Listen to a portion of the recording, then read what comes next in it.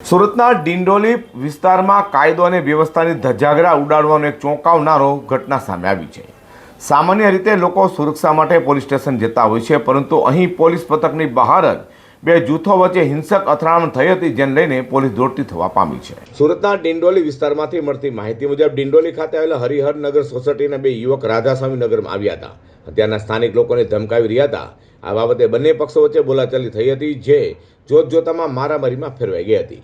ત્યારે રાધાસ્વામી નગરનો રહેવાસી કુંદન માનસિંહ નામનો વ્યક્તિ આ મામલે ફરિયાદ નોંધવા માટે ડિંડોલી પોલીસ મથકે પહોંચ્યો, ત્યારે સામા પક્ષના 4 જેટલા ઇસમો પર ત્યાં ધસી આવ્યા હતા। પોલીસ સ્ટેશનની બહાર જ આ ઇસમે કુંદન પર હુમલો કરી નાખ્યો હતો। પોલીસ સ્ટેશનના દરવાજે મારામારીના દ્રશ્યો સર્જાતા અંદર હાજર પોલીસ કર્મચારીઓ તાત્કાલિક બહાર દોડી આવ્યા હતા। પોલીસે સમય સૂચકતા વાપરી બંને પક્ષોને અલગ કર્યા હતા અને મામલો થારે પાડ્યો હતો।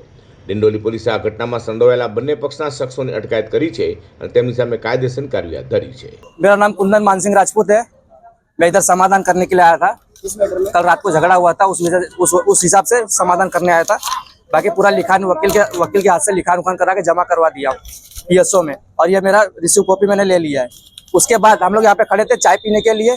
सामने वाली पार्टी आई, कम से कम 12-20 लोगों को तो સુરતમાં પોલીસ સ્ટેશન જેવી સુરક્ષિત જગ્યાઓ પર આ પ્રકારે હિંમત બતાવનારા તત્વો સામે કડક પગલાં લેવાની તજવીજ શરૂ કરવામાં આવી છે અને ગુનેગારોમાં પોલીસનો ડર બેસે તે પ્રકારની કાર્યવાહી કરવા લોકો દ્વારા પણ માંગ કરાઈ છે।